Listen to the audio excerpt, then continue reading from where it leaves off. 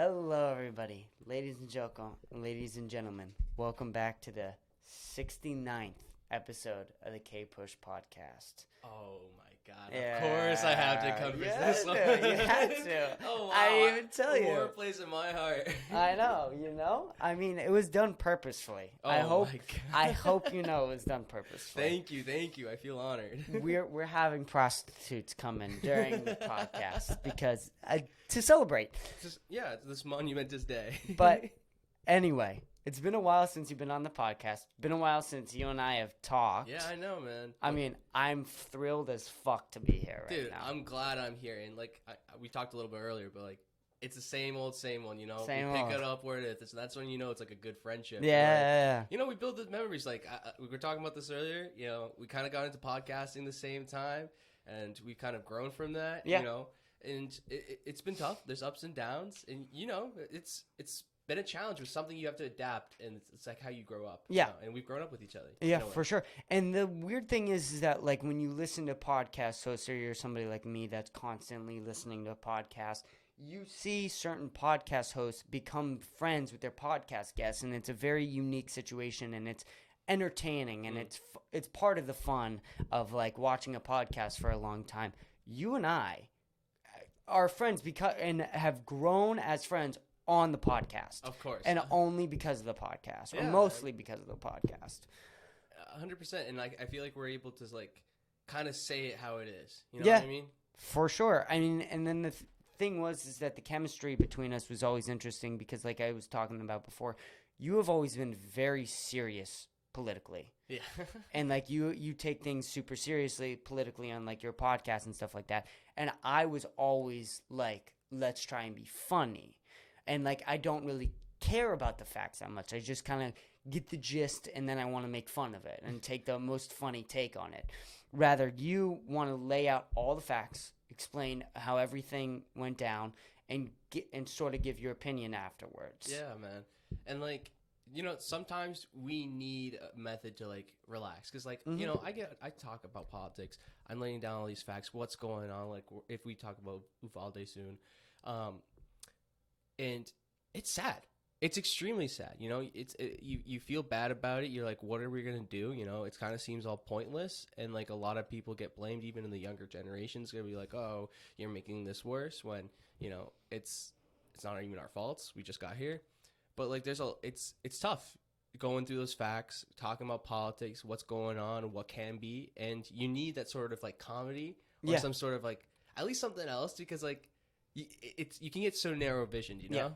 I mean, I was talking about this on my solo podcast, and I've mentioned this a bunch, but it's weird being in the world today where you show up, and this is my first year where I can legally vote, and you go, this is where I'm at. Like, this is my starting place to participate in government. Is now Roe v. Wade is gone, and the weed still isn't legal, and there are people still locked up for weed, and we have gun control and all of this shit. And Joe Biden's our president, and our last two options was Trump and Biden. And you're like, what the fuck is going on? Like, what, like, do you see where I'm at? No, though? I know It's exactly. Like, this is my starting place. Is like, I gotta figure out all of this. Yeah. Well, dude, are you actually gonna vote in the midterms? In the midterms, does that matter? I mean, in a way, yes. In a way, yes. Yes. Well, it's because you know, a lot of people focus on the presidency and the president can do everything, but that's not necessarily true. I think Congress, you know, their lack of inaction is basically due to that they can argue on the culture war type topics. They can talk about Roe v. Wade. They could talk about, or the right can talk about, you know, like how wokeism, or like how critical race theory is infecting our schools, you know.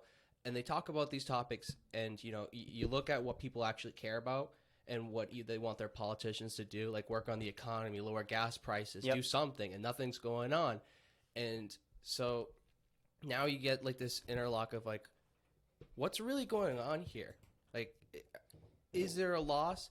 And it's no. You have these politicians that don't necessarily want to govern. They're backed by donors, and yes, in a way, you have to vote in these midterms because, you know, sadly, you think about it, like, if you want the economy to be doing better, what are your two options? You got either Democrats or Republicans, and like, there's not really any good option.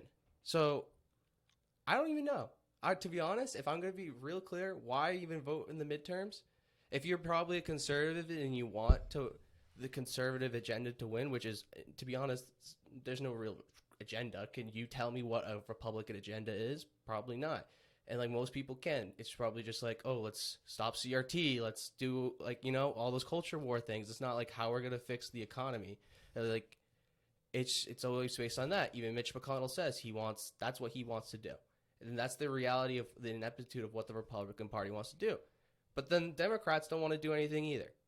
I'm more of a person now. I think back then I would have probably said probably vote Republican for like freedom or whatever. Right. But like your freedom up to the point where then you can't afford for basic health care. Right. How is that free? Mm-hmm. That you have to pay paycheck per paycheck to even afford housing. And like, mm-hmm. we're experiencing record amounts of inflation, and what is going on? Who's going to do something about it? Yeah. And like people are going homeless. You remember a long time ago we talked about this eviction moratorium, and like how about like 10 million people, they couldn't pay for their housing, so Biden put in an executive order to block it. Yes. It got overturned, and he didn't do anything about it. Didn't apply maybe rent relief or some sort of help. And I'm not saying necessary rent control, but another 10 million people going homeless during a pandemic when, we're shipping billions and billions into Ukraine. This is the depressing thing, like we're literally sighing. And I'm like, it's tough. The midterms, kind of circling it back. Sorry about that. It is tough. It's a negative type of thing because you're like, what do we do? And when you go to midterms, it's just like, Democrats, I don't know what the answer are, but like Democrats are going to receive all the pain. People elected them in, right? Like House Republicans got put in. House Democrats they control the majority there. They basically have majority in Congress. They have a Democratic president. Their whole campaign slogan in the Trump years and everything is like, we're going to protect Roe v. Wade. We're going to do X, Y, and Z. We're going to make sure that we have all our powers that may be, even legalize marijuana. And then none of it's happening. Joe Biden, he fires his own staff who smoke marijuana. You remember? In fact, they're actually restricting e-cigarettes and going after menthol cigarettes and all this nicotine shit that they're going after, which is it's just fucking ridiculous. I mean, we're talking about adults here. Right. We're talking about adults telling what other adults to do and what not to do. And that's one of the primary things that our leaders didn't want, like our founders did not want, is to not be governed by people who think they know better than us. Right. And like you think about it, the hypocrisy is just like, okay, the general argument for nicotine cigarettes, banning it, is just to say, okay, it's very harmful for the community, it's bad for you, etc. We all know cigarettes are bad for you. Let's be honest. It's bad. Mm-hmm. You're putting shit in your lungs. But that's your choice to do that, in my opinion. But then the crux of the argument is saying, okay, we need to stop people from being harmed by this. Then what are you going to do? How about alcoholism? Like people are drunk driving, people are stupid. There's more accidents and more bodily harm due to alcoholism than cigarettes. Yeah. Or how about, weed, Why are you you just made basically weed illegal, legal, not all states, but for the most part you can buy pot. So people can get weed, but they can't buy cigarettes? It's just like, it's like, where do you draw that line? And I mean, the weird thing is with them, there's a lot of rehab places that let people smoke cigarettes. Yeah. Because you can function with a cigarette habit. I'm not saying that it's good for you or that whatever it may be. The reality is that if it keeps you off of heroin, it's good. It's like people are going to chase that high. I was actually reading this stat that what the FDA wants to do is drop the amount of nicotine percentage in a cigarette to basically less than 95% of it, so 5% left. So that's basically nothing. Yeah. And so what you're going to do is 30 million people who smoke cigarettes, you're making them go cold turkey. They're going to have withdrawals. So you're asking 30 million people just to instantly go through withdrawal. Like, how are you going to do that? And then at the same time, you think about it. All right, So if you didn't know, sorry, wait. I'm seeing like the sense of fortune or like the sense of future I see is that these cartels might start picking up cigarettes. Well, that's what I was about to get into. I'm like, okay, not hypothetically, this is the truth. Working class black people, their preferable cigarette is menthol cigarettes. Mm-hmm. Just got banned I believe in April. Mm-hmm. So not even just the black community, but others, like other races, whatever, people who are working class in general, middle class, low income, those are the majority of people who smoke cigarettes. Yeah. It's just the reality. Yeah. Maybe it's pressured through history, historical issue, whatever. But there's a group of people who are smoking cigarettes. And so what are you going to do? You're going to ban them? So what in low-income communities, what are they going to do? Through a drug dealer, and then now cops have another reason to go arrest him and send him to jail because he's buying cigarettes? But, your grandson can go to the store, buy weed at a dispensary? Think about the increase in the complete police control state. Like, now we're going to be, like, looking for cigarettes. That's crazy. That's what... That was the whole George Floyd thing, right? It was... Yeah, he gave a fake bill for cigarettes. Oh, it was but a it's fake a different bill. thing. Yeah, but it's a different thing. Sorry, I got that But mixed up. it's okay. But there was somebody who was arrested for selling cigarettes without a permit in New York City during 2020, I believe. Like, that's so interesting. Because you think about this. Like, when you watch, like, all right, let's put on the tinfoil hat. I'm putting on the tinfoil hat. I'm hitting my bong 6 times, right? Like, I'm going full in on this theory, right? If you watch, like, Ozark and shit, and the way politics are done, and especially the involvement with the cartel, what if the cartel's angry about all this legalized pot shit? Like, they're like, in America. In America. Oh, dude, they are. Like, what the fuck? You're cutting them out. You are cutting the cartel out of the business. They need something. All of a sudden, and again, like these, and you said this before with the lower black income community smoking cigarettes more, right? Yeah. You said that.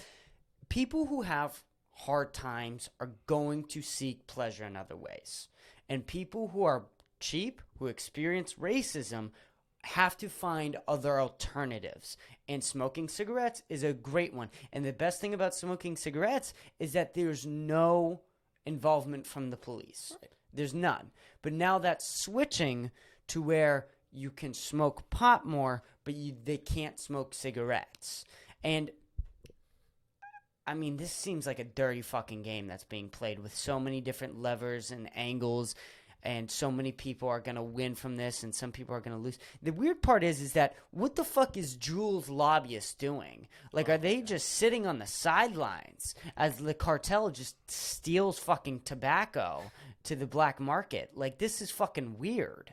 It honestly, it is. And it's just like, how can even the government, right? Banning Juul, talking about that. Juul had 40% of the market of e-cigarettes. So they just got rid of that. Now there's less e-cigarettes. So if you're going to ban the cigarette... So there's 50% gone. Just 50% basically gone on the market. Mm-hmm. So, like, you know, that's not helping GDP if you think about that. It's like, right. You're fucking people over. And then, you know, people... The whole point of those e-cigs was for people who are smoking cigarettes to get off of it. Get off of it. Like, I get it. Don't get me wrong. Some kids in high school that I knew... they smoked e-cigarettes in the bathroom. Like, that's the reality. But, like, you know, back then, people smoked their cigarettes, like their real cigarettes in the bathroom. Like, instead of, sorry, I meant e-cigs, not cigarettes. The problem is like, when people say that, like, to someone like me, shut the fuck up. Like, that is so complex of an issue. Like, you just threw the entire dumpster fire of the problem that is the American education system and blamed it all on e-cigarettes. Shut the fuck up. There are people who do e-cigarettes in the bathroom. Yeah, sure. There's also people who bring guns into the high schools too and fucking lay children down one by one. So they're in the same building. Right. Don't fucking think that this is one problem with this one issue that you're gonna solve by banning e-cigarettes. That makes no fucking sense. Did I say that correctly? No, you're fine. Okay. Yeah. But like it's honestly, it's like that. That's basically the whole crux of the issue. It's like you make one issue, you're like, okay, this might be valid, it might be a problem with kids, But we have problems with people bringing guns into schools. Yeah. It's like there's bigger problems to fry. Like this is like hanging like the low fruit. Yeah. You know what I mean? Yes. And it's just like, I don't know, man, bro. Just let people smoke their cigarettes. I know. It's not that big. And, like, the whole thing is like, the idea that you're going to get rid of e-cigarettes is fucking insane. Now, what you're going to have is you're going to have these companies in China who don't give a fuck about what goes into these fucking fake dispos that they're selling. They don't give a shit. And they're made by children, and they're probably fingers that are getting thrown into the vape oil. Dude, I think it's happening now already. Right now. And they're being shipped to the cartels, and then the cartels are selling them in America. And all of a sudden, you're getting these fake dispos that were made in God knows where. And now you have them selling them rather than you have them being sold by Juul. Yeah. I mean, at least the Juul's FDA, like, you know? FDA approved. You're going to take something FDA approved. And again, the black market's just going to pop right back up. And this is exactly what's going to happen with this abortion thing, I think. You think so? 100%. I think a lot of people are going to be suffering. This whole abortion thing, it's kind of got me riled. I think it's a lack of ineptitude from Congress to not actually codify it into any law or whatever. It's I don't blame Republicans. Like, they've been fucking saying it every single day for the past 50 years. Like, even from the Reagan administration to, like, you know, make it to the states. They wanted to take Roe v. Wade down. Like, there's a certain base in the Christian right, you know? That's just reality. I think there's a lot of people in the Republican Party that do support pro-choice. Like, you know, I think most younger generations too, but it's just like the Republican, that was their agenda. They were running on it the whole time. So what did Democrats do when they had a super majority under Obama? You know, there were so many other times in the past where they could have done it. So it's like, you had the power, right? You had the tools. So why am I going to blame the other side who's automatically that's what they're going to do? Like, Donald Trump went into office and he said, I'm going to get you 3 Supreme Court justices that are pro-choice. Gave the list out right there. It's just like, what do you? Honestly, it boggles my mind, and just like, kind of, this is just so much hypocrisy. And I mean, I feel like this is all the kickback from all the left crap that's been thrown out of our way. Is that they've been taking this like culture war thing, and they've been winning. They've been winning with all this trans rights stuff and all this. All this, like, I mean, they didn't want gay rights, and that's been solved. Yeah. Like, and that was solved a long time ago. And then they didn't want trans rights. They got trans rights. And this is the pushback. This is the pushback in the culture war, I feel like. This is their play. This is their, like, chess piece. If you're looking at, like, a game of chess, this is their move that they've played. And I feel like, again, this is when it comes to telling other adults what not to do, they're just going to a black market of these things, of unsafe abortions happening. And that's really sad, you know? But the thing is, all right, so, like, my take on Roe v. Wade, on a conservative level, like, I'm more of a constitutionalist, and, like, when it comes to laws, Roe v. Wade probably shouldn't be a law. I mean, shouldn't have been. It's technically a federal law because the Supreme Court, it came up in the case through Roe v. Wade, whether or not they have the right of abortion, and they voted yes. But nowhere in the Constitution does it say you have the right to abortion. Nor does it say you have the right to privacy either. Now, there's arguments to say that the 14th Amendment, which basically guarantees that, but it's basically, there's a difference in reading in the Constitution for the Supreme Court. So I'm going to kind of get technical, so sorry, guys. But there's a different viewing where there's some people, so the liberals like, I don't know how the right word is for it, but they read the text basically interpretation it, like, say, for example, during the times, like our time. Like, how do we read the Constitution in context to our life? So it's a little more subjective, but it's supposed to be able to adapt because, you know, times have changed from way back then. Like, we had slavery, you know, we don't have slavery now. So, like, I get that. It's called I think it's called moral-based reading. I don't remember the term. Originalism's more like you read the text as is. That's the way it should be. And now, I'm not 100% like originalist, but I do think moral based, like the one when you're reading it based on the times, can be extremely subjective, because it's like, Yeah, for who's sure. in power, Okay. who has whatever morals, and like, I'm more of a fine line guy, like in the middle. And so the argument for like, and there's multiple cases because we have the right to privacy, right? Right. So the Supreme Court gave this judicial law as like a judicial right. But the only way it's basically a judicial right is based off because it has the right of due process, which means that the best basically way to say it's like, and I hope I'm not as wrong as this, but this is more of like, do most people genuinely accept this? Which can be pretty subjective at the same time. Yeah. And obviously, the right of right of privacy, right of abortion. Generally, most people accept that. Even in here in America, it's the reality. More than 70% agree in abortion. It's just like the hard right, or people that just really don't care, so they don't do anything about it. And so the counter argument for like the right to abortion not to be one of those like instances of the right to due process is that it's not genuinely accepted, like abortion, because there is some sort of backlash. And that can open up a whole ton of bull crap. And it's just like, how you solve all these issues is like going through Congress. And like, I'm going to repeat that like a freaking canary, because like these are what our lawmakers should be doing. Like, if we all genuinely agree on like the right to privacy, I genuinely believe that we have to say, okay, Congress, Democrats, Republicans, make this into law. Because federal mandates can be overturned, based in the judiciary. So Roe v. Wade was a federal mandate? In a way. In a way. So basically... So you want it to go... You're not saying it. You don't want the right. You're saying we should add it to the Constitution. Yes, I would say that too. Yes. What I'm saying is basically as law. Mm-hmm. Yeah. Okay. I love that, but the fact that there's like this break where there's certain states where there's no abortion, I think is a problem. Like, they should have kept Roe v. Wade, added abortion, a right to the Constitution, then gotten rid of Roe v. Wade, so then there's still the right to abortion in all states. Yeah, I get that. The way... So do we have a mostly Democratic Congress, though, right?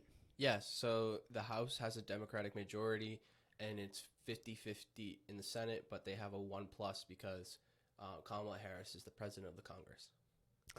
So then why don't they get their voting shit on? Because they have this thing called a filibuster where laws need 60 votes to approve, not even 51 majority. And that's what Democrats want to do. Democrats want to end the filibuster. That's why you hear filibuster reform, because they need a certain amount of votes to get anything passed. So since it's 50-50 right now, hypothetically they need 10 Republicans to vote with them. Mm-hmm. And like, Republicans are cowards. Even the ones that are pro-choice, they won't vote. I don't know. Because it's the game. It is the game. It is the game. I think if someone put it into the fire, I could see maybe 3 voting in favor, but I don't think they'd have a vote. So that's why the whole emphasis of ending the filibuster is a thing. Okay, that makes sense. It's just so difficult because I don't think anyone's thinking of the repercussions that is going to happen. And the fact that like people can't even afford for healthcare, it's like, how are you going to afford it for abortion? And I think it's your body, your choice. I am more on the federalist side, that meaning like every state has a right to declare kind of their own laws, right? And like, I know it's a hard argument to say, but like, if you live in one of those states that do not support abortion, I believe that you should move to somewhere that does. And like, that's hard, and I get that, but there's a sort of I don't know. For me, it's like a spiritual being. It's just like, how can I live in a place that doesn't necessarily accept like my way of living? Mm-hmm. Or you're right. It's like I generally do think go move to somewhere where you're more accepted. And there might be that if that ever were to happen, like red states might get redder, blue states might get bluer. But like then you Massachusetts have the Civil War. Yeah, I know. But I don't know. I see some hope. Like, you see Massachusetts, like it's a blue state. Don't get me wrong. But like, there's factions of we have Republicans who are not necessarily crazy. I don't think here, in your opinion. I don't know. Some of them are crazy. Some of them are crazy. Some of them are nuts. And some of them feel like they have to be fighting a war here because they're surrounded by blue. And that's dangerous. But the whole thing where, like, just move, like, that's hard. That's really hard. Because some people have certain opportunities in an area that's red. And they don't have the right to an abortion now. And that's very, very difficult. And when you say, like, well, just go to another blue state, when the blue states get bluer and the red states get redder, and you're going to have it go crazier and crazier and crazier, and they're going to get redder and redder and redder, and you're going to have bluer, bluer, bluer, and eventually it's going to be a civil war. I 100%, I can see that. And I think my solution would that be, and like as any sort of political movement, and I would join that political movement, is say for example you go to Georgia that won't accept, or Texas you go that doesn't accept abortion, right? Mm-hmm. Go protest, go campaign hard. Right. You used to have the political.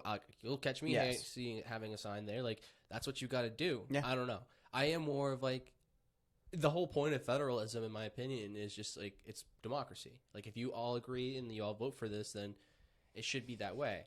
But this is where the point of social movements, you need social movements to change people's heart and minds. And I think you need to let them understand the conversation that you're having. Because a lot of people, interpret things differently. Like say, for example, what is life? We could probably have a completely different definition of what I think is life and what you think is life. Yeah. And like, I think people need to have an understanding, not necessarily accept their views, but like, people have to, people sometimes don't want to listen or hear. Yeah. It's just like you got to give someone a chance and understand the context of why. And, when people say, for example, even pro-choice people, right? Pro-choice people think that women should have a right to an abortion. However, some people, and in a large majority, I think, have some sort of like limits to that, Like, I don't think you should get an abortion until like after the third trimester. 6 months. So it's usually 9 months. Not before the third trimester. Before the third trimester. Yes. So yeah. I think most people are like that. I think when it gets crazy is when people start worrying about Plan B being taken off, where it's literally the first 48 hours. That's nothing. That's nothing. That's a sperm. That's me masturbating. That's literally nothing. Like, if you take away Plan B, you might as well just lock up every dude who masturbates. Because it's the same thing. It's honestly incredible. And like I said, it's, I don't know. With vaccines, I know you kind of have this point too. But like with vaccines, it was my body, my choice. I'll take the vaccine. So I think people, nowadays, you have to have principles. You have to have principles. It's like that's how you have to live life, and like whether you accept that or not, like like I have some sort of like, I'm not gonna lie, I'm Catholic, but I do people have a choice. I'm not their judge. God will strike him down one day if he's right. But like the U.S. law is not God's law. Yes, that's how I interpret it. Like, bro, that sin was sometimes. Freedom of religion. Yeah, and so kind of what I was saying. Sorry. No, you're good. But just like, you were talking about how you're Christian and people have to have morals. And oh yeah, it's just like I have principles. So like I have principle. Like in my opinion, like I have some beliefs that like I think you're killing a kid. In my opinion, I do. But my principle is you have a freedom and you have a choice to do what you have to do. And so why am I going to judge you in your choice? It's just your choice to do that, and that's how I think you have to live your principle, And like, who am I to judge? We're all human. Mm-hmm. I know people make mistakes. That doesn't mean, at the end of the day, you die. There's someone there to judge you. Yeah. There's someone there. If there's not, well, you lived your life, Mm-hmm. I'm going to keep on living my life different. I don't want to impede on other people's lives. And I think that's what, I don't know, there's a divide in that. Some people think that like you have to kind of coddle the people to fight for the greater good, and others are kind of like the way I think. It's like, I'm not going to define what your good is, what your bad is. I'm just going to kind of live my life in the best way, in a moral way.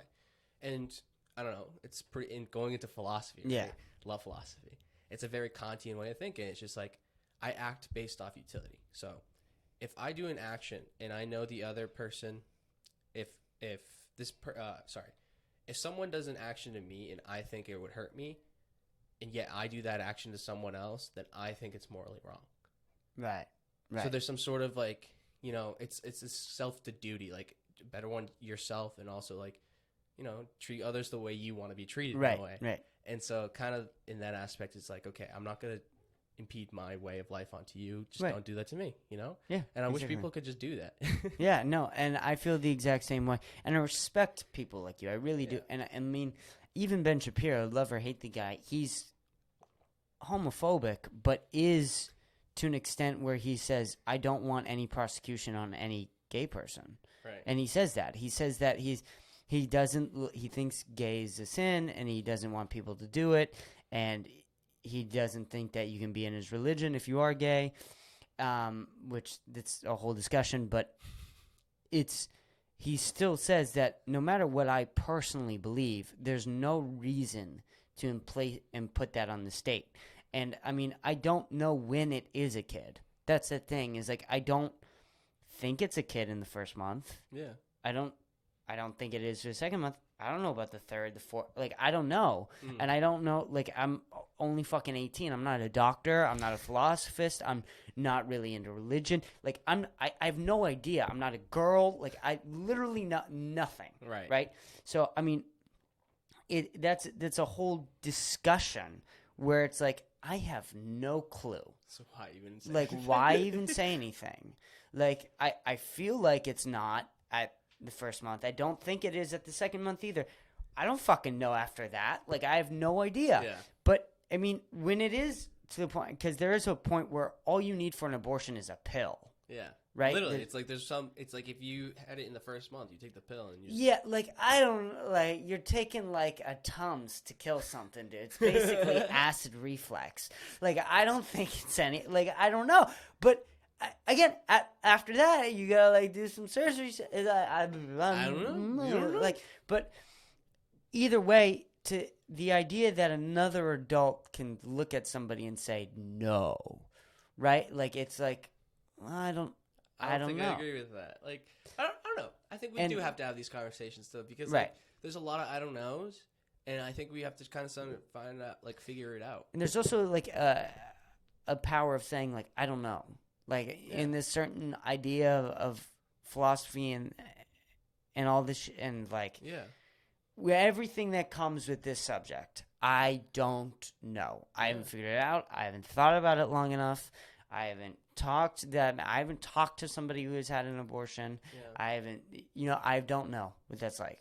Yeah. And so it's hard for me to give a fully thought out opinion on something that I don't have a fully thought out opinion on. Yeah, it's like you don't even have the experience of right. Like, you're talking about, like, we're not women. Right, exactly. And it's just like, it's kind of sad. It's really annoying that it's like a huge talking point now. It's like everyone talks about it, and like it's really sad that is our reality. Mm-hmm. I really do believe that we need a pro-choice like movement. Necessarily, I don't know.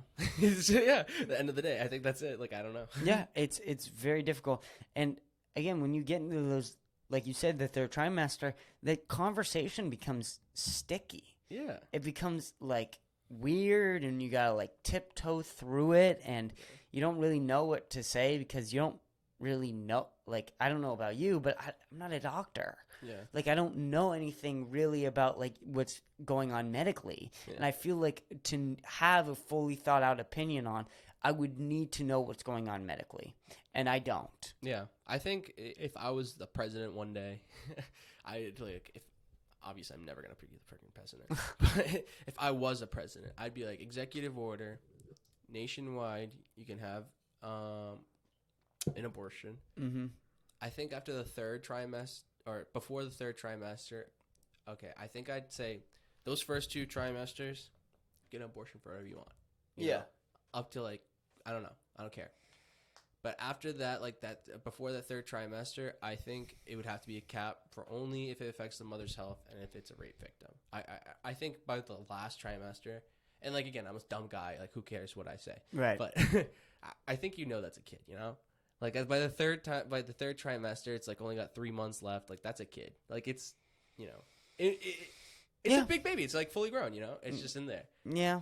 So I don't know. Yeah, I don't know. I don't know. Like I don't necessarily disagree with you, but I don't necessarily agree with you either. Yeah, it's okay. So I mean, you say that, I have no real opinion on it. And again, we're both. I think it's interesting that you have that opinion. I think that I like that you have that opinion, but there's also people who would argue you to the grave. Oh, I know. To that, and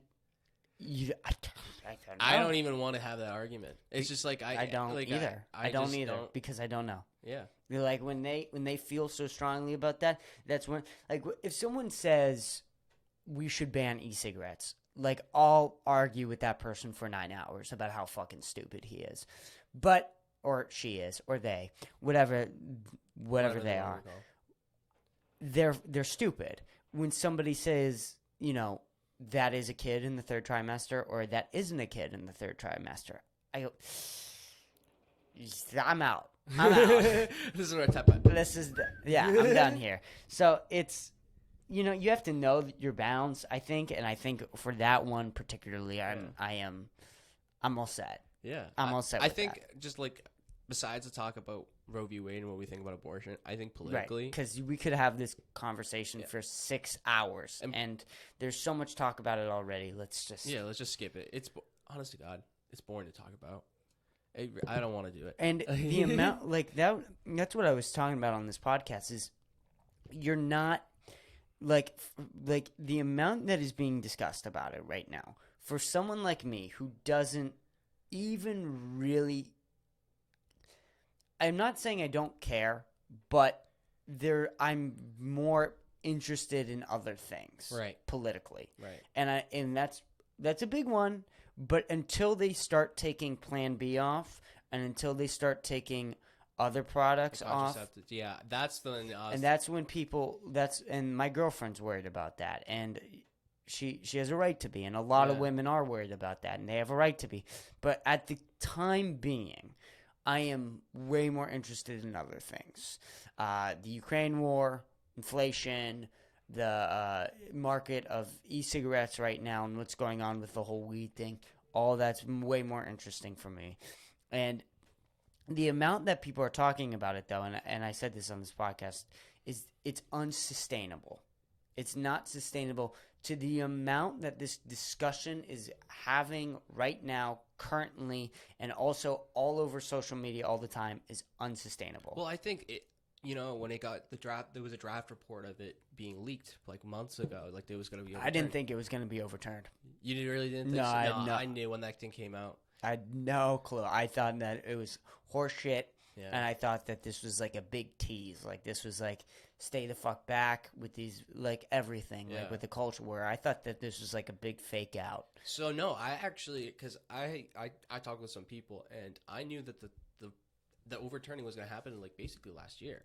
Like I heard that's when the case was going to come out, and like that's when they were going to start giving the answer. I didn't know necessarily yes they were going to overturn it, but I knew when the answer was going to come out like this month. I remember covering it on my podcast, but I mean we knew that it's a 6-3 majority. They were going to overturn it.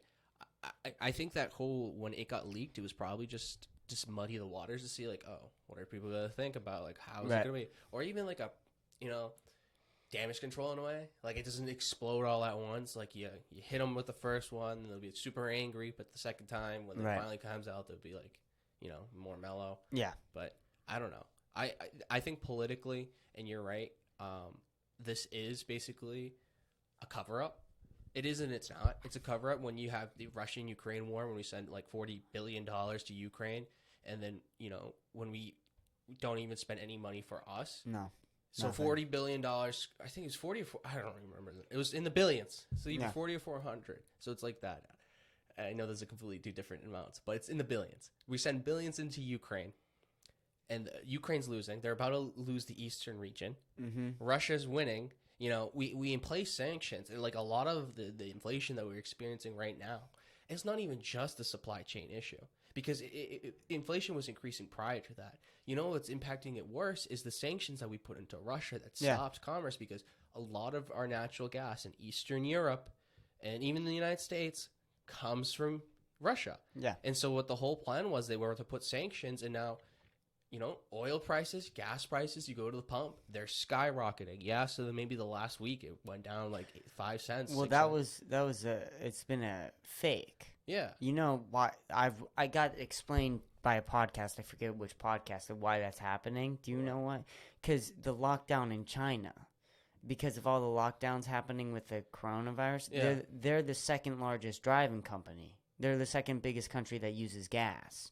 We're number one, of course, but they're second. So because all of their people are not driving and because it's all locked down, we're getting the better of it because our prices are getting knocked back Now, I down. didn't even know about that. That's insane. Yeah. But but going on to like with those sanctions and stuff, so Europe and in America now, we're paying for a lot of gas, for gas. You know who's getting cheap gas? China, India, countries in South Asia. And, you know, the ruble is skyrocketed in price. It's more than $1 by twofold practically. And like their whole GDP, they're fine. They're funding the war because of U.S. sanctions, because, you know, they can sell better gas. They could sell more expensive gas to China and in India, or cheaper gas. I mean, and China is as advanced as us. They just don't give a fuck. And India is still in like this come up phase of like being a first world country. They're like in between of being a second and first world country right now, I feel like. Or maybe they are just they're one of the largest economies actually in the world. Yeah. The problem is just many of it's rural. Yeah, exactly. So they're still like coming up though. Right. So they're not in this position that we are to take a stand. Like they don't have that option. I think they're smart that they don't even take a stand, because, you know, they're benefiting so much. They're getting the cheap gas, and, you know, the United States and all of the other, and Europe and all the other economies are tanking, and we're all screwed. And what we have to, you know, who suffers the most? The American people, the middle class. You know, this is a lot of money for gas. This is an extreme amount of money for gas. Like the fact that, you know, I was on E before coming here, so a little late. Yeah, I paid $25 to put in my gas. I've got barely less than half a tank. Yeah. And I drive a Accord. Yeah. You know? So, like, it's costing a lot. I'm not getting that much for my buck. And, like, other prices are rising. You know, inflation is the highest it's been in 40 years. Yep. And like, you look at, like, the consumer price index, like, you get oil and energy's going up, food's going up, and, like, all these companies, they use inflation, and, you know, they're price gouging. So, like, you get, like, companies like Albertsons, you know, Shaw's. Yeah. Yep. They have record profits of over 100%. Yeah. And so they're increasing prices on food because, you know, people are scared of inflation. So they say, oh, we can use this as an excuse to bump prices. Yeah. And they're not, yes, some of them might be feeling the brunt of supply, but to the extent of how much profits that they're making, no, they're overcompensating. Yeah. And so it is crazy. So, like, this, and they're not giving their workers any of that money. They ain't giving the work. Yeah, we work for them. Yeah, there's no way. Just they haven't increased that pay. They had it, the only time they increased is because of minimum wage laws. But like, there's so many more problems that are going on, and Roe v. Wade is a cover up right now. I think, you know, going back to like what we were talking about, like, I think Democrats are going to try to use Roe v. Wade a lot, but I don't think it's going to work as well. I think actually Democratic voters are pissed off right now. You know, there's even people questioning, like, there was an interview with Kamala Harris, like, asking, like, what are you guys going to do? And then she goes, do about what? And then we're talking about Roe v. Wade. Yeah. She's like, oh, we're doing a lot already. We have child tax credits. It's like talking about something completely different, or trying to correlate the two, because, like, you know, and they don't have an answer. Even Mitch, there was this report where Mitch McConnell and leaders of the Republican parties are surprised that Democrats don't have an answer to Roe v. Wade. And, you know, I think it's going to be used as a tool for the Democrats in the midterms, but I generally do think Republicans would probably win it, you know? But the weird thing is, again, going back to the midterms, is I don't think that there's ever been a time in most recently in America where people have never felt more lost. Because I think after this whole COVID shit, a lot of people were going Republican. Yeah. I really do think that. I think that there were so many people who were ready to go Republican who hated all these COVID restrictions and vaccine mandates and all this other dumb shit that came with COVID. And I think that they were so excited to switch over. Yeah. And they lost. But with this Roe v. Wade shit, there's so many people who hate the Republicans again. Yeah. And there's so many people who still remember all the shit that happened with COVID, so they're not ready to go back to the Democrats yet. And they're just lost. I 100% agree with that. And, if we're just going into political analysis perspective, I think, if Republicans hypothetically do win the midterms, I think the economy, what's in schools and the war and just inflation in general, I think that's, those are impacts that are impacting probably way more than Roe v. Wade. I think that's in people's minds more. That's just my analysis of it. Maybe it overplays. It doesn't. But not to women, I don't think. Not to women. But those are huge factors. So say hypothetically, if the Republicans were to win, I don't know. So this is the thing, right? If we're talking about like what is their strategy, they've been talking. I don't know if you've noticed, and like people who are on the right talk about how companies are too powerful now. Yeah. Like I know we're younger, but like 10 years back. Sorry, man. 10 years back then, that wasn't the thing. Republicans, were like cuck and hold with companies. Right, yeah. It's like they were pro-company all the way. I don't think that's a thing anymore. I think people see that these companies are either going too woke or that companies are just using wokeism to like take advantage in capitalistic behavior, like trying to make profits. Yeah. Or even control our lives, like They Twitter, love Facebook. the rainbow. They love the rainbow because they taste all of it, dude. Literally, it's just like I think if they win, they have a different group of voters than they did back then. Right. And I think that hopefully, as if just for the betterment of society. Now I'm saying vote for Republican because they're freaking useless sometimes. They have to prove themselves. Yeah. Like any politician, they're fucking useless. They're all fucking useless. But they should prove themselves. You have a different group of voters now. If you do nothing, and if Republicans win the House or in the Senate, what are you going to do? Because inflation's still a thing. Right. You're talking about gas prices. You're talking about all these things with supply crises, the high debt or whatever. What are you going to do? Right. And I don't think trickle-down economics works. Everyone kind of denies it. It's basically saying allowing trickle-down economics is basically allowing the free market to happen. No sort of regulation or minimal at best. Right. So like low taxes, low nothing, and the economy will fix itself. That hasn't happened. That's why we had a 2008 financial crisis, because we had deregulation and the banks were doing risky things, and then it failed. Right. And sorry. The thing was with the banks is that I've heard people explain this, is that when they fucked up is that not when they let that happen, was when they bailed them out. Well, that's another part of it. So their idea is that, if we bail them out and all these companies bail them out, then they'll restore GDP because they can keep on activating their No, but then they don't care. But that's the problem, and that was the problem with trickle-down economics. They don't care. If you bail companies out, they'll do risky and stupid shit because they have no consequences. Exactly. Because they don't experience them, but somebody else will. The lower class will. And that's the thing that Republicans have to face now. Trickle-down economics, those deficit hawks, they will not do well. And if Republicans fail, I do think, that Trump base that joined the Republican Party, yep. I don't think they're Republicans. No, they're Trump supporters. They're Trump supporters. They're based off of an idea of actual taking care of the middle class. And so I think they're mendable. I think if they actually have their needs fulfilled, necessarily not in a Trumpian fashion, they have to, they can gain some sort of support. And you have to take working class issues. So like I said earlier, writing about it, how are they going to fix the economy? What are they going to do? And by just bailing out and lowering taxes more, that's not going to solve anything, because that's going to cause a greater inequality divide. The rich are going to stay rich, and then what? So you have Lindsey Graham who's advocating to cut your Medicare.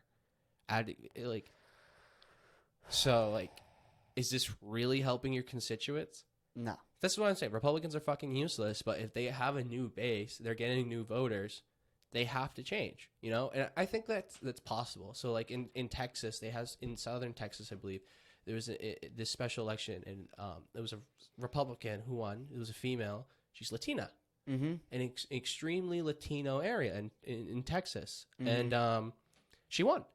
And so, you know, and if you look at the voting behavior of those people there, and like they, you know, a lot of them, they cared about the economy, their health care, they wanted their health care better.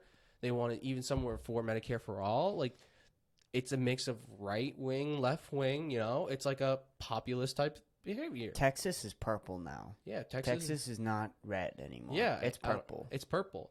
You just got red institute, like all the Senate. Yeah, all the leftover red government is there, but the voters, they're purple now. Yeah, and I think it's going to change. That's the hope. And like, if you are a Republican, hopefully you would rather have someone who's like Myra Flores. I think the fact that Texas is purple now might change the whole game. And I'm not kidding about that, because they have so many votes there. And I would say the same thing about California if California goes red, but that place is never going to red. But what happened with the pandemic? So many Democrats got fucked, and they hated it, and they moved to Republican places. And I think that a lot of people have a good mixture of different opinions, especially in Texas. I feel it in Texas when I go there, especially in Austin. There's a mix of everybody that I meet. There's not. It's one of the hardest things down there is knowing what the politics people ask. Is like, if I ask you, so what do you think about abortion? You can genuinely go over what you think about climate change, what you think about inflation, all that different types of shit, right? And the weird thing is in Austin, I didn't feel that. So I do think that, how many points do they have in the election? They have like a bunch of points, right? Like electoral votes. Yeah, I believe they have, I don't know, 6, I think. Oh, it's only 6? Well, no, everyone has low. It's like usually 2. Like some people have 2, 4. Oh, yeah. I thought they had like 10 or something. Texas. Or maybe they're getting more because of how many people. I don't know. I heard something that they're getting, and they have a lot of votes or whatever. I don't know. But it's so interesting when you think about how all this could play out. It's very weird and difficult, and this whole economy thing, like the one thing is, sorry, they have 38. 38. Okay, yeah. 6. I was like, what? I don't stupid. think that's right. No, you're good. 38. So, yeah, 38 votes in electoral votes can cause a lot of disruption in elections.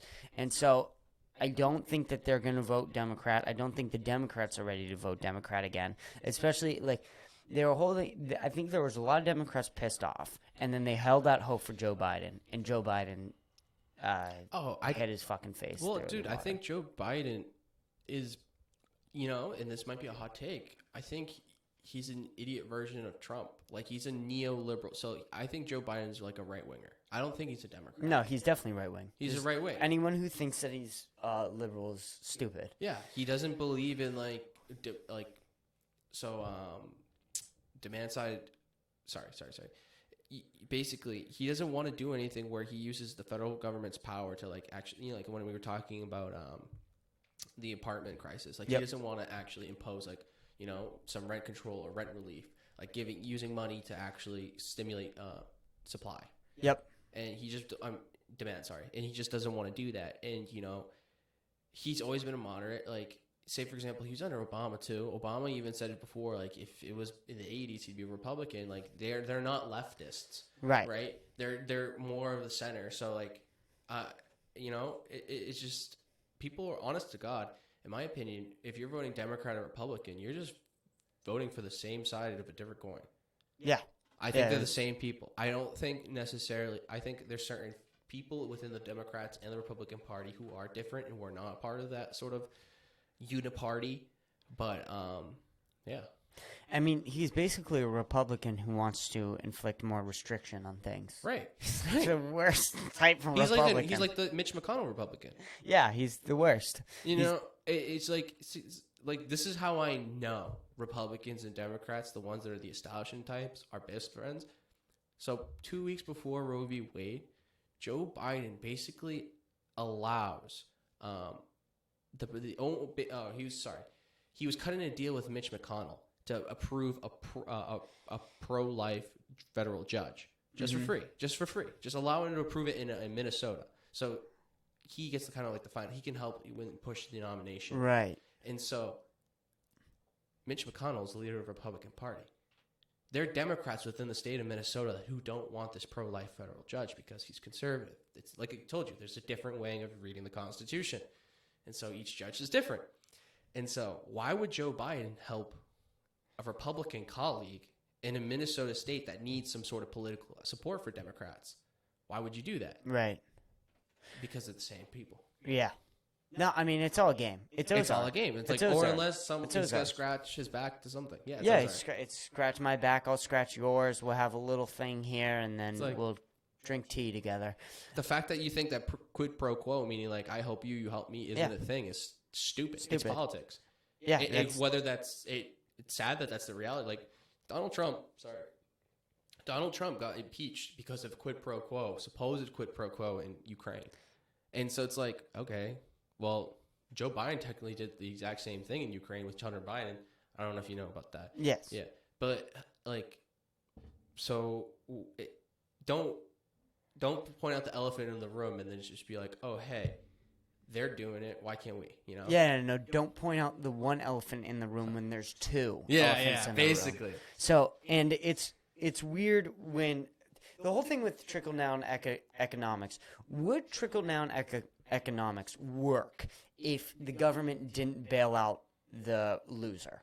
Like, would have 2008 worked if all those banks just failed? Well, like, what would happen there? A lot of people lost money, but I don't think the lower class would have lost that much money. I think the whole system probably would have failed. You know, you think so? I think, but that's the answer was not to bail out the banks. The answer was to bail out the people. Because of say for example this, right? Like you said, if you bailed out the banks, then that means you're giving them the money, and you know corporations are corrupt. They'll push it again. You know they got away with it. They're the ones that gave the risky loans and the risky, it impacted their financials. So the people, if they were bailed out, so say for example given stimulus or something to keep on going, how does an economy survive? It's based off production. Production of people that are working. And if you support people's livelihoods, yes, certain industries that fail, they are going to fail. They should have failed. But if we're technically believing in capitalism, right. If you fail, then that's your fault. Right. And so if you bailed out the people, I think, say for example, you're bailing out, you're giving them money. So the banks are still technically withstanding, but the people aren't screwed, Yeah. Yeah. Sorry, that was... Yeah, I know. I get what you're saying. So you're saying that if you give people money, you're not going to be able to support the economy because there's no production of goods happening. No, I'm saying you should give people money. So it wasn't like physically like give them a $2,000 check and say, hey. Right. But ensure the people's money that was kept in the bank. So the bank is going to lose all the money, right? Yes. So all the money that they lost, the government, U.S. Treasury, and the Fed should work to give it back. Right. Yeah. So a lot of people in the middle class would have lost a bunch of money. But the whole thing is that the way the economy I forget what his name is, Peter something. He's an economist, and he was very angry about 2008 or whatever, about something. And he says people have a misunderstanding, and I'm gonna butcher his name. I already butchered his name. I'm gonna butcher like what he was saying or whatever. But he basically tried to explain that if they didn't bail out in 2008, the way, well, number one, you couldn't have done that because of what you're saying, that the people would have lost all their money because they were invested in the banks. But the way the economy was in 1930s is that you would have your money in 3 different banks, so that if one failed, you still had 2 other banks. Like, the whole idea that a bank is supposed to, if you put your money in a bank, it's safe there, is kind of new, right? That sort of fucks up the economy sometimes. Do you think we should try and fix that? How would you even fix that? And do you think that let's say if everybody in 2008, I have a magic wand, I pulled it out of my pants, and I somehow wave it, and every single person has all of their money in 5 different banks, and let's say the 3 major ones fail. Do we win? Is it more recoverable than what we would have had happened? Well, then I don't think so, because it say, for example, in 2 of those big banks, what if you had like 50% of your money in both of them? Right.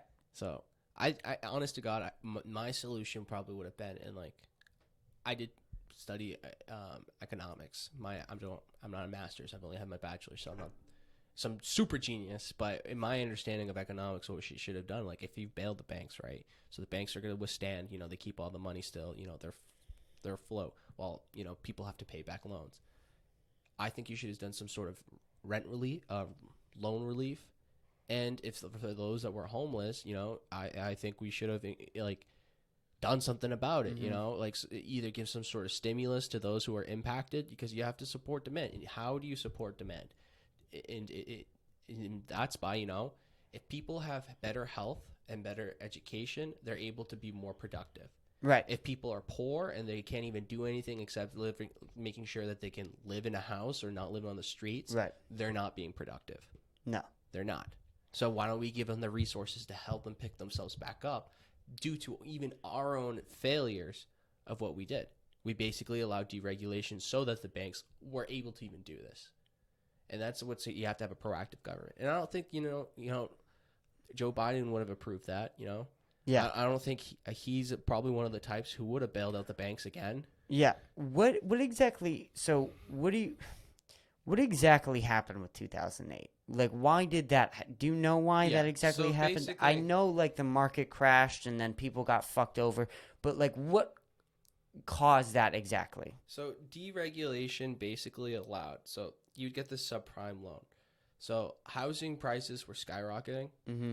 It was very hard to afford a house. And, a lot of people, you have to have a deposit for your house so you can put it down. A lot of people didn't have the money to put that deposit down. So what banks did was they'd give them a loan. So like, hey, we'll give you the money for the house, but your interest rate is to be extremely high. Mm-hmm. And so it came to a point where there was a lot of these bad loans because they're risky loans. Right. Sorry. A lot of these loans became too risky. It got hot, meaning like people couldn't pay for those loans because of how high the interest rate was, and like wage stagnation was at an all-time high. Like, it was not increasing because prices were going up, and the bubble burst. They couldn't afford it, so everyone basically, what's it called? What's the word when you go broke? Bankrupt on the loans, and they couldn't afford it. So those are assets to the bank, and the banks crashed. Most of their capital was based off of those terrible loans, and that's what happened. That's basically the short way to explain it. So, and everyone's saying that our economy's gonna burst soon. Has it already? What's going on with it? I think our economy is probably at a. What's gonna happen with our economy? So this is what's happening right now. Everyone's talking about 2008, and I don't know why. Because it's getting too hot. Our demand was extremely high after the pandemic, during lockdown. Everyone's stuck at home, so no one was really buying things. People were, but not extremely high. And if they were, it was from Amazon. Right. And it was not at the rate where it was too much. So they got out of the pandemic, out of lockdown, and you know what people did? They went outside. Right. So demand went times 1,000. So, but during lockdown, why would all these Amazon and all these people increase their supply of goods? A lot of people couldn't do anything. So that's where the supply issue came. And so U.S. demand increased by skyrocketing. They could not keep up with supply. And that's been an issue. So GDP has been going up since the pandemic. We came back and we bounced back. But, now we have shortages. And when we can't afford anything, prices are still skyrocketing. So what the Federal Reserve does is they increase interest rates. And what interest rates do is it affects loans, or it impacts basically everything. So say, for example, you're a big company, right? You're like Apple, a tech company. Yeah. You want to buy, or you want to use your funds to invest in newer technologies that are more productive, right? Right. Now it costs more money to get you the loan. That hurts profit margins. Right. Okay. So I have to cut it back. So the increasing interest rates basically forces these companies to cut back on their production because they want to. They don't have to, or their prices go way up. Right? Either because one. they want to keep their money up, or if they can increase the money. And so that's why they've increased interest rates. So what does that do? So when Apple now has an excuse to cut down their amount of workers that they have, and so what that does is then limits demand, because guess what? People lose their jobs. So then they're trying to make does that make sense? Yes. So the whole thing is after the pandemic, the demand was extremely high. They couldn't do the demand because of all the loans that they gave off during stimulus. And then because of that, the production went way down. So then it couldn't meet the demand. So then people lost their jobs. The stimulus actually increased demand. That was one of the issues with the stimulus helped with demand. And that's the lack of supply is just due to the pandemic, because we were locked down. No one was buying. Companies chose not to make more supply. Okay. So then why are the loans super high then? The loans are high is because the Federal Reserve basically is what keeps in charge of money supply. Oh, and they ran out of money. And so not ran out of money, but they increase interest rates so they can take back the money, because there's too much money in the economy. Right. Because it makes it more expensive. Right. Okay. Does that make sense? Yes, I hope I was not confusing. Yes, that makes sense. That makes sense. That was really confusing for me. There's a lot of words there. No, it's a lot. Because it's weirdly enough, everything impacts everything. It's right. The best way to explain the economy, it's if you had a whole, you had a bowl of meatballs and spaghetti, right? Yeah. You move one strand, something else is moving. Everything is moving. And that's how the economy works. That's a really good way and fascinating way to put it. That's a really good analogy. I'm going to pee my pants. Can we take a break? Yeah, me too. Okay. And we're back, ladies and gentlemen, like magic. I'm like Walt Disney right now. I know. You just shut up, you disappeared, and now you're back. Okay. You wanted to start off with this video. Explain where we're at with this video. All right. So basically, I kind of wanted to talk about, I know, earlier we were talking about midterms, where you should vote or not. How Democrats, the whole plot line, right, is that there's a moral mission with Democrats that they have to put Joe Biden up because we need to defeat Donald Trump.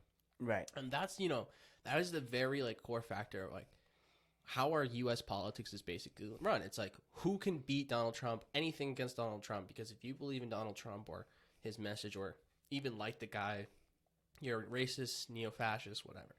And, sorry. Nope, you're good. Jesus, the bubbly thing. The bubbly, yeah. Dude, I probably shouldn't. I know. It's good. The whole purpose is, though, how that impacts our politics.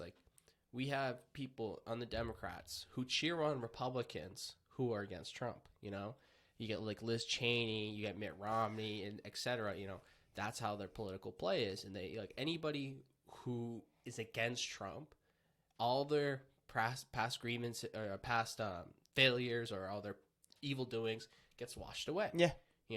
And a prime example and why I'm bringing this video here is you have John Bolton.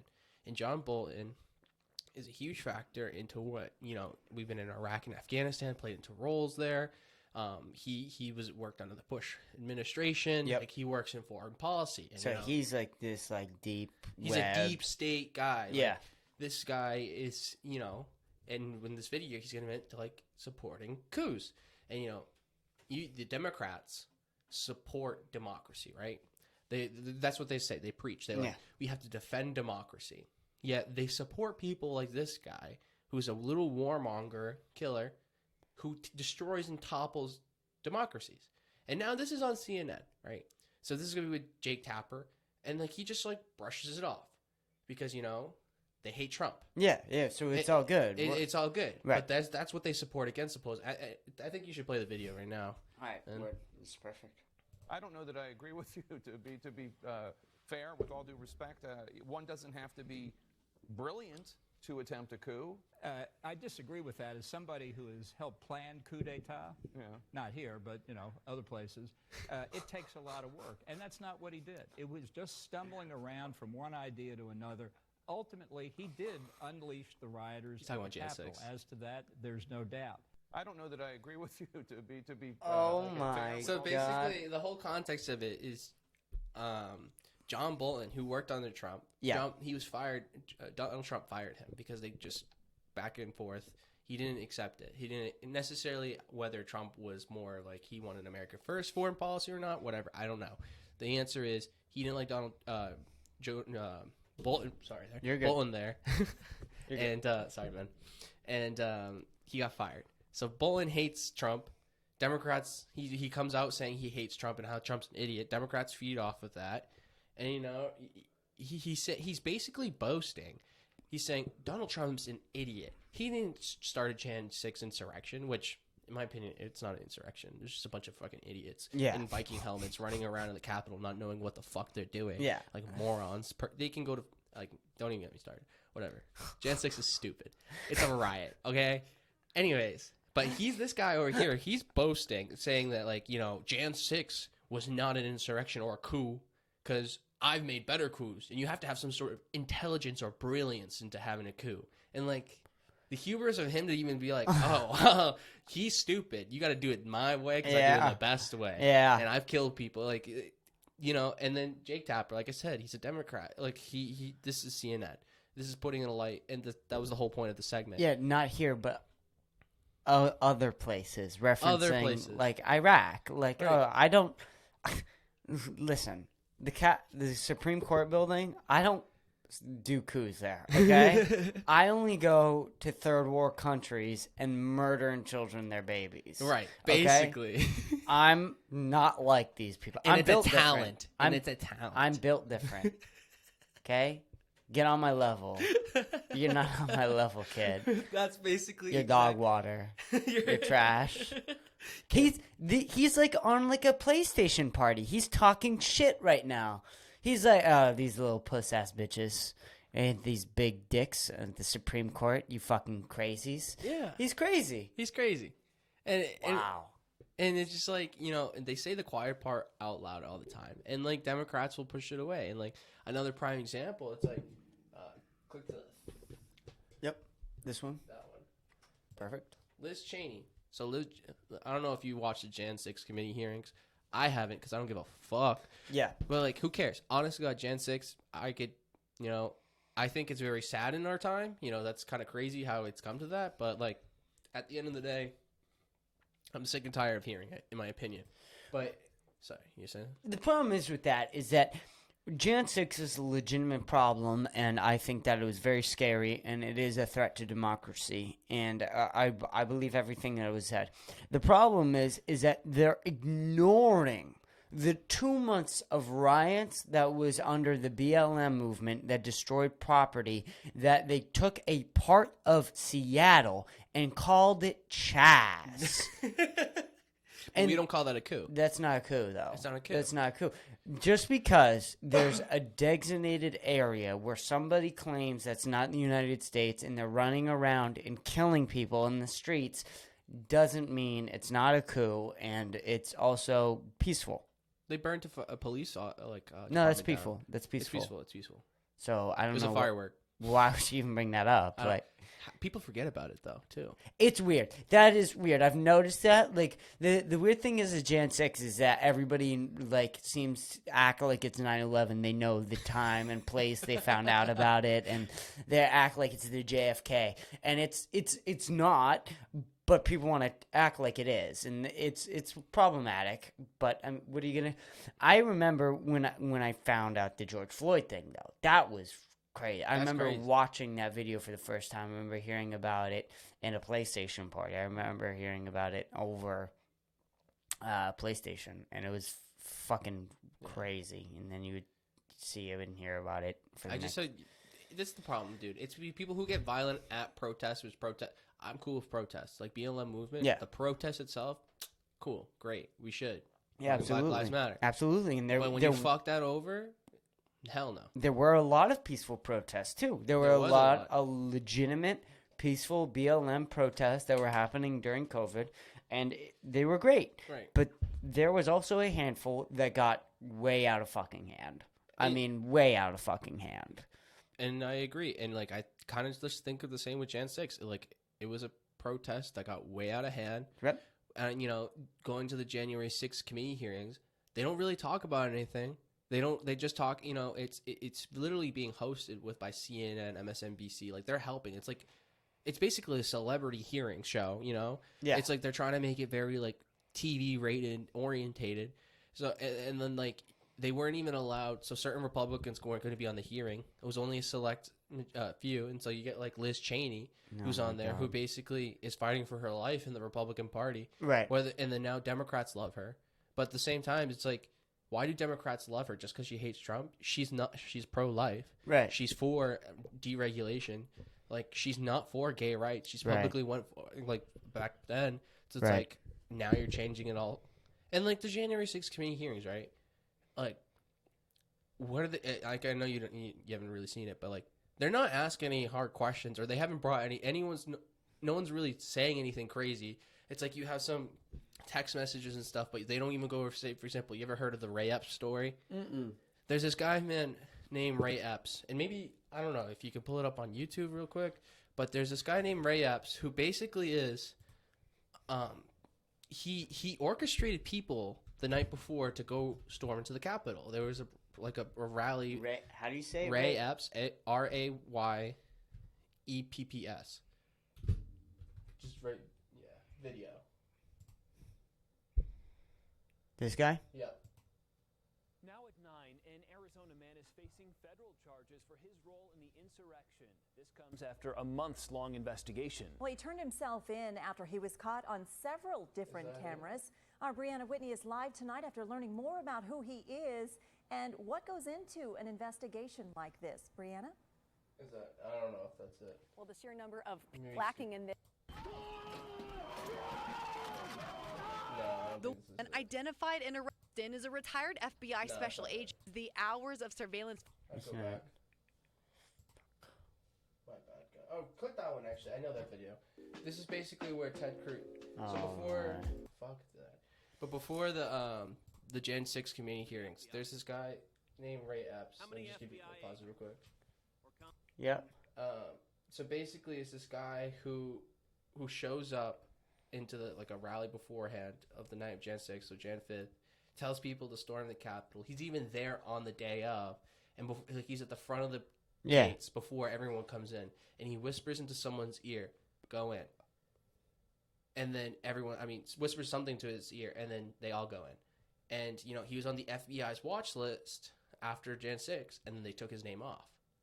So there could be like an inside coup, sort of, you're saying that. I don't know. I'm just saying this, they haven't even brought it up. The weird thing was there was a video of like the police letting people in. Yeah. That was weird. Yeah. That was legitimately weird. Where are we going? Yeah, just probably play that from the beginning. I want to turn to the FBI. How many FBI agents or confidential informants actively participated So in people the think events Ray of Epps is a January 6th? confidential informant.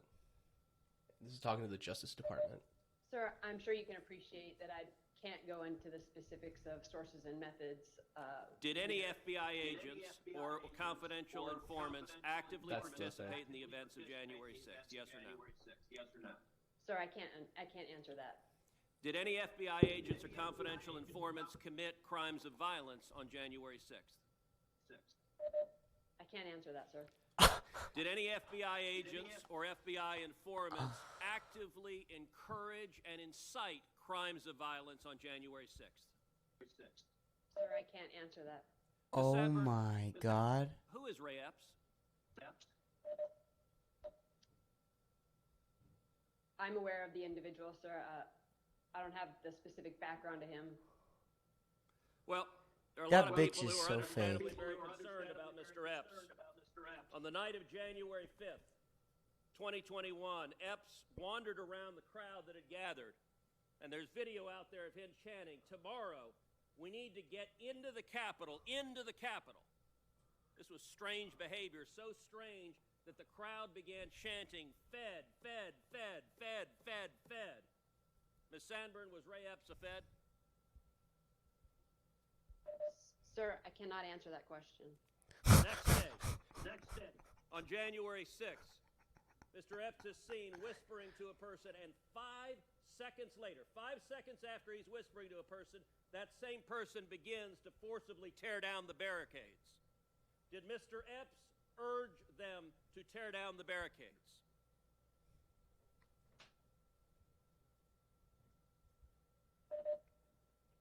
Sir, similar to the other answers, I cannot answer that.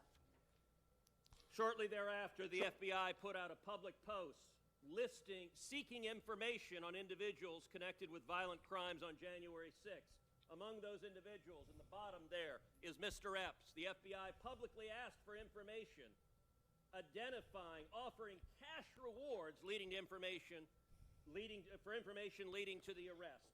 This was posted, and then, sometime later, magically, Mr. Epps disappeared from the public posting. According to public records, Mr. Epps has not been charged with anything. No one's explained why a person videoed urging people to go to the Capitol, a person whose conduct was so suspect the crowd believed he was a Fed, would magically disappear from the list of people the FBI was looking at. Ms. Sandburn, a lot of Americans are concerned that the federal government deliberately encouraged illegal and violent conduct on January 6th. My question to you, and this is not an ordinary law enforcement question, this is a question of public accountability. Did federal agents or those in service of federal agent actively encourage violent and criminal conduct on January 6th?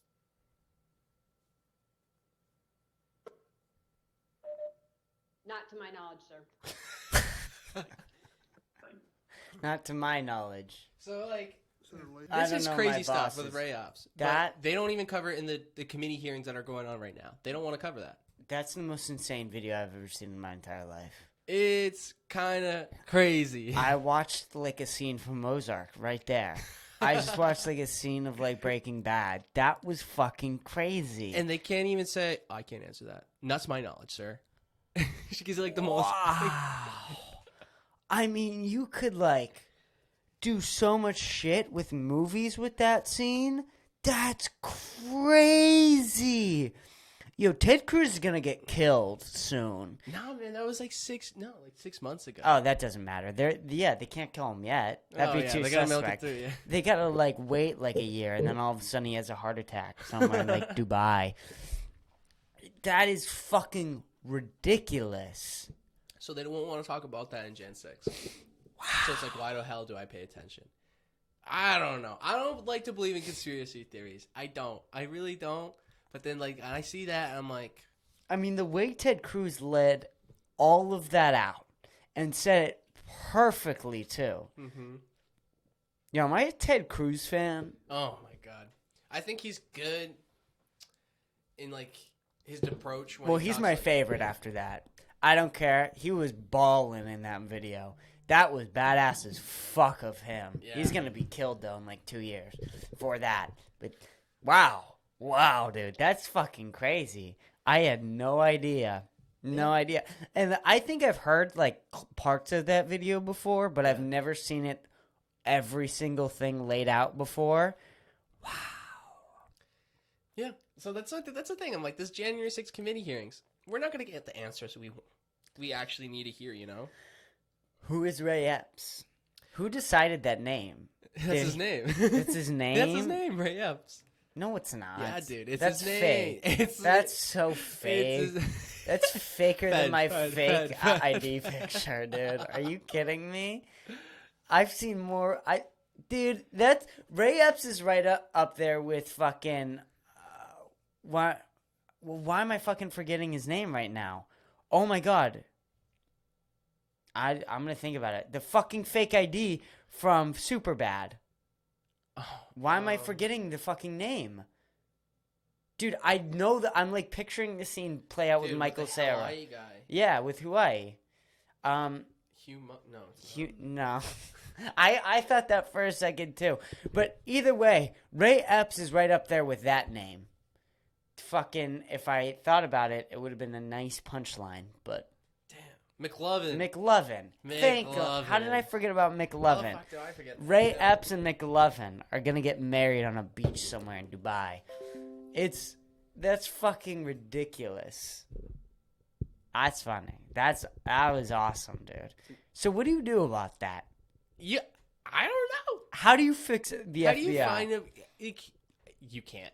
I don't think you can. Like, do you know a lot about the FBI? Well, yeah, I talk about. Well, think about it. Like, sorry, I do know enough.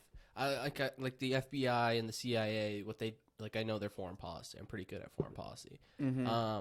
Well, the problem with the FBI and the CIA is they're unaccounted, unelected officials. So like, no one votes for him in. They can do whatever the fuck they want under certain laws, but like they still override laws because they're so hidden. You know, they like, say for example, like the FBI literally can watch everything that we have. Like they can go access anything, and that's against the law, but they still do it. It should not be allowed. I cannot answer that question right now. That should not be allowed. Yeah, that's what I was talking about. Like in that video, like how does the Department of Justice or the FBI, how are they able to just say no? I can't answer you. I was watching Christian Sager. Yeah. I'm forgetting that it's either Jaeger or Yager. I can't remember. Either way, he said that this whole police ordeal with this shooting in Texas, the Robb Elementary School, there's a video, there's raw police body cam footage of them standing outside of the school for 70 minutes or whatever the fuck it was. It was longer than, or more or less. No, it was longer than an hour. You're right, 70 minutes. Like, and they asked the attorney to release it or of whatever. The video, And she just said no. Like, how can you do that? Yeah. How can you just like blatantly in front of everybody? Everybody, right? And their argument was, "Oh, we're just defending we have to propose like a veil of protection or safety on it." I'm like, no, people should have the right to see those videos, and I think it eventually got leaked. But like, this is the problem now, and I think maybe even Republicans are seeing this. Like, the police aren't your best friend. No, they should be like better, but our police right now are not, and like they can't do there's no sort of like not safety guardrails, but like some sort of, there's no responsibility on them. They can't actually, if they do a bad job, what is their punishment? Right. Like, or if they kill someone, like say for example, just like, a stop and frisk or something like that. Like, what are their punishments for doing something that's, illegal? And like, they don't get away with it. And like, a lot of people, I feel like they're bootlickers, when it came to like COVID, right? Yeah. Lockdowns, the police are the ones that picked you up from the place if you didn't have a mask and threw your ass out. Yeah. So it's like, the police are supposed to be like defending the Constitution over the state. Yeah. So like, what are they doing? They're not. They're abusing us.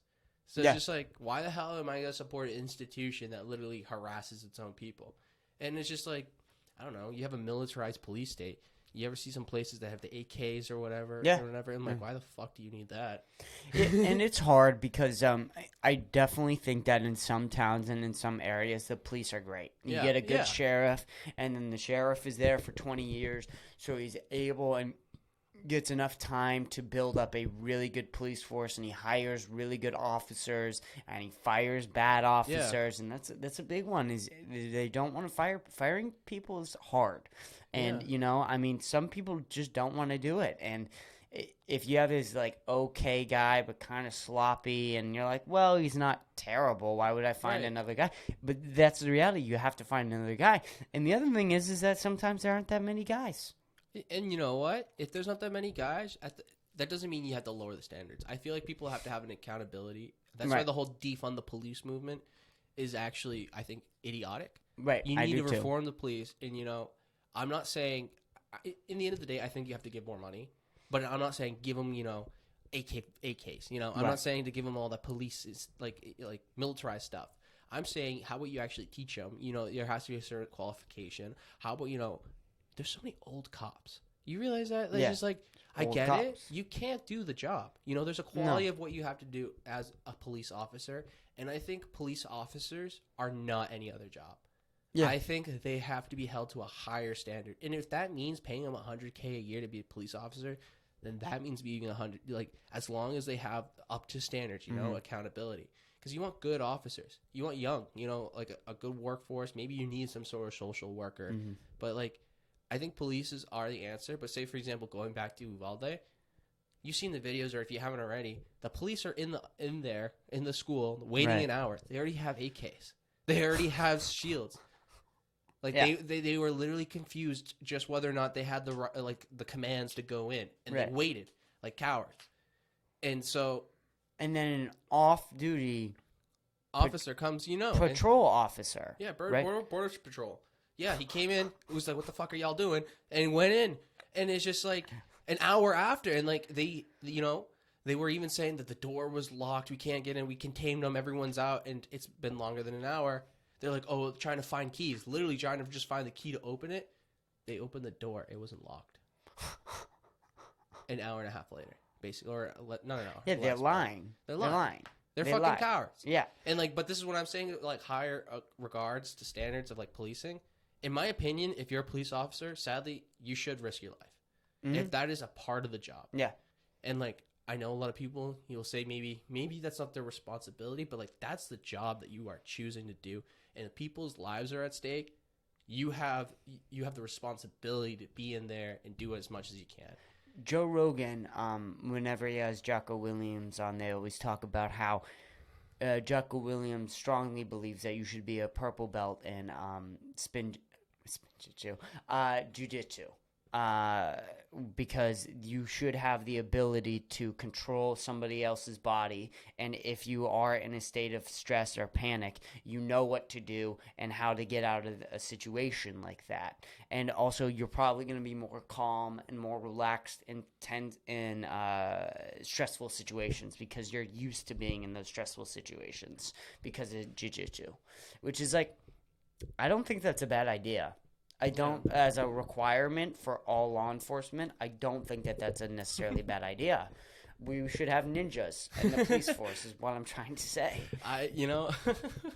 In the spirit of that, I do agree. And, like, it's hard. That would be a hard thing to do. It's a hard thing to become a purple belt. And a lot of people aren't willing to do it. Yeah. So how would you find the people who are willing to? Well, then you would need to pay them more money. Pay them more money, you know. Actually say, like, as weirdly as this is, and maybe it is militaristic, but like once a month in a year, or for 2 weeks, send them to Virginia, make sure that they go through a school, and then send them back. That's it. You know, I don't know. And another idea Jocko Williams said is that 1/5 of their time should just be training. So they work 5 days. 1 out of those 5 days is just training in situations, and I forget what else. He had another Navy SEAL on who went on a bunch of times.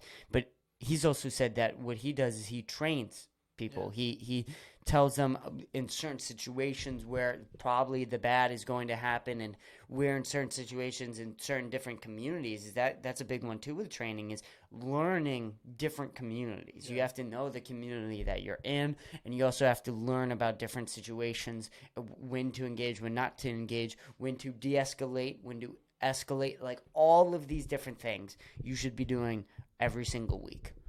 And again, I don't think that that's ridiculous. Yeah. I'm all in favor of any sort of police. I think we should give all the money to the police. And I think that we should have so many regulations for who becomes a police officer. And not only do we have regulations on who becomes a police officer, but we also have a series of actions as consequences, as if you fuck up. Yeah. Like, this shit cannot happen. You cannot cover up a story in front of America. Right. And I talked about this on the podcast before you got here. You have people, right, inside the building, and I'm sure if there isn't a child there who has a cell phone. There's probably a staff administrator in the building who has a cell phone. And there are people certainly outside of the building with cell phones. So you have cameras and microphones everywhere. Everywhere. And there's recordings all throughout America. And still, right in front of our eyes, they're like, nope, wasn't me. Yeah, we couldn't do anything. We didn't. I didn't know. I didn't know what to do. And it's like, the fuck you didn't. Yeah. It's so crazy. I mean, it's just so absolutely nuts. It's like two teachers dead, more than 10 children passed away. I believe it was 14 or 19. Yeah. It's just like... It's so sad. I mean, it's... And, I was looking at the timeline. I'm like, these kids are... So there was a kid who was calling. He kept on calling the officers and like, please come in, please come in. For about like 40 minutes on the phone, on and off the phone. And they still didn't go in. And it's honestly disgusting. I think even the fucking police chief should lose his badge because he tried covering up and lying. And, imagine if someone made a movie of this. This policeman would be put in jail. Dude, I know. Well, the thing is, like, we're talking about, like, even back to politics and, like, for, like, reform or whatever. There's now this new bipartisan gun reform bill, right? So in 18 to 21s, in that age group now, you have to have like a stronger, like a mental health background check, which I think it should be for everyone, to be honest. But it's more intense between 18 to 21 because they say like they're adolescents, then that's the trigger happy age. Right. It's probably not the best way to say it. Well, whatever. It's the truth. It gets the point across. It gets the point across. But and they give that, and then it's only like I believe it's $76 million for mental health. And I'm a very strong. I think a lot of the gun problems is because of mental health. Yeah, only $76 million, and then we're going back and like, okay, we gave $40 billion to Ukraine. It's like $76 million. It might sound a lot, but it's really slim pickings if you think about it. Yeah, it's tough. It's just like, what the fuck are we doing? That's the number that you got. Like, you can't give more, and I don't know what the answer is, to be honest, because I do believe that, like, if I look at these shooter incidents, do I blame the gun? No. Like, it's so ridiculous to say. Like, someone brings in a gun and kills people. The person does. Yeah. And you look at the situation and you go, it's the gun. We found the enemy, the culprit of the issue. Dude, so there's like Found going the back to the fucking timeline. The guy, I forgot his name, the murderer. He literally had the AR-15, walked by an officer, and the officer, I kid you not. But the officer, just didn't stop him. Yeah. Well, why would you? But what? Like, someone's carrying an AK. Might let them. He had a gun too. It's just like he could have just like one shot right there, done. I'm sorry. Maybe that's too simplified, but like, I feel like there was a lot of steps prior to it happening. And like, I read the timeline. I want to get super detailed, but like, he could have done something. There's so many things that could have been done, and just like, should the kid probably have had an AR-15? Probably not. He shouldn't. He had mental issues before. Yeah. Like there's already documentation on that. Maybe that's why I said you need more mental health laws on guns. Yeah, and the whole thing with the shooting thing is really hard with our media cycle right now because every expert in real mental health says that this is happening because of the fact of the way we report it. They get a 30 for 30 ESPN episode if you shoot up a school now. You go a biography into your life. They go in and they go through all your social medias, all about what you posted, look through every little bit of detail. Your name gets mass reported. You're a celebrity. Mm-hmm. You're a celebrity. And the idea that, and you go to prison full of places with murderers and criminals and all the bad people, and now you have clout there. Yeah. Now everybody knows your name. Great. This is the system we set up so that you can just shoot up a school and you go somewhere with clout. Yeah. This is terrible. Think about even just how much they profit off of it. Just saying, oh, here are the victims, and then they'll put an ad. Yeah. Here are the victims. It's not even just the clout of the freaking murderer. Like, and focus on the victims for sure. Right. But this whole 30 for 30 ESPN episode with the shooter needs to stop. Yeah. It needs to stop. We I didn't don't know that was a thing, man. That's horrible. I mean, we don't get like actual episodes for them. I'm joking about that. I'm talking about like the reporting on them is like that. We get an entire biography on these people with like CNN. They're going deep into their lives. You can't do that. Well, I think it's also just a cover up. Like, dude, think about how many of the mass shootings we have in like Chicago, New York, and just like it's not mass shooting by definition, but they're killing so many people with guns. So it's like, what do you? And like the number one method how you die from a gun is from a pistol. Yeah, you know, you know, it's a weird fact that I found. I don't know where I was listening to the other day, but in Sweden, because I was kind of thinking about like what kind of ways we can solve gun reform or whatever. In Sweden, you can have an AR-15, but you can't have a pistol. Yeah, isn't that weird? That is weird. But the argument is they think that the pistol is more deadly because you have to prepare the gun and whatever, and like the mechanics. It's easier to shoot a pistol. Yeah, because it's in your pocket. You could have a gun the entire time in the podcast right now, and I have no idea. Yeah, with an AR-15, I can't hide that. No, I see it. Yeah, you can't just show up at my house with an AR-15. There's no way. There's no fucking way. You could have like walked in here with a gun if you're a crazy person and just start going crazy. Yeah. Like there's nothing from stopping you from doing that. Right. And I mean, especially when you get to the gang stuff. I mean, when you get to the gang, the cartel stuff, what's more deadly than a fucking pistol? Right. And like you just tap it. Like the thing, also the other thing is just like people don't know about guns enough. They don't. No. A lot of people are uneducated. Like I'm uneducated, but I know more than most people. Right. Well, when you think about like a normal, like say for example, you hear AR-15, so everyone says, "Oh, that's like an assault rifle," right? Yeah. But no, that is a brand of a gun. So there's like three different versions of what the gun looks like, and you could say, "Oh, that's not an AR-15," but it's a perception that you think, "Oh, this is what an AR-15 or like a deadly weapon looks like," right? Because that's how the media has been always propagandizing. Like you have this negative thought, but in reality, there's so much more to that, you know? Yeah. And it's just like, I don't know. I don't know if this is an issue necessarily that will be solved in a long time. It's just... It won't be. I don't think so. No. I don't know how you do it. It's because like... Well, they're going the opposite direction of banning all guns, which criminals aren't going to give up their guns. Right. And like, even if you... Say for example, some... Like, Beto O'Rourke, right? He's a Democrat in Texas. He wants to ban gun, like assault rifles. Yeah. What are you going to do? You're going to go knock on their doors, take their guns? Yeah. Yeah, you're expecting a bloodbath by then. They're shoot you back. Good luck.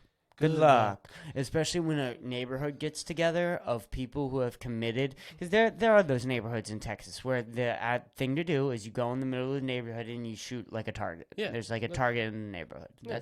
And everyone agrees by that. Good luck going to that neighborhood. Yeah. Good luck. You'll be the target. Yeah. And it's just like, let me know when that happens because I'll hide first because I'm going to see bullets going everywhere. Yeah, seriously. Like, I don't want to fucking be there. Again, this is how you start like civil unrest. And like, I don't get it. I really don't get it. I think it's just all of an excuse just to brush things over, you know? So, are we fucked? Is it over? No, I have hope. You have hope? I have hope. What is the solutions to some of these things? The solution is third party. Libertarian. I don't even know if it's yes and no. I think it's a mixture of the left and the right, populists, who are for, like, you know, maybe socially libertarian. They don't give a fuck about, like, the cultural war issues. Like, I don't think you care. Like, I think there's a lot of common ground on that, and I think that's mostly a workers' revolution. Yep. And I think the third party is the way to go. I don't think Democrats are, even if you're liberal support, like, climate change, X, Y, and Z, Democrats are not even pushing for that. No offense, they're not. Yeah. So I think third party. I think it's going to happen. And if it doesn't, the only other chance is civil war. Civil war? It's over, or we do the third party.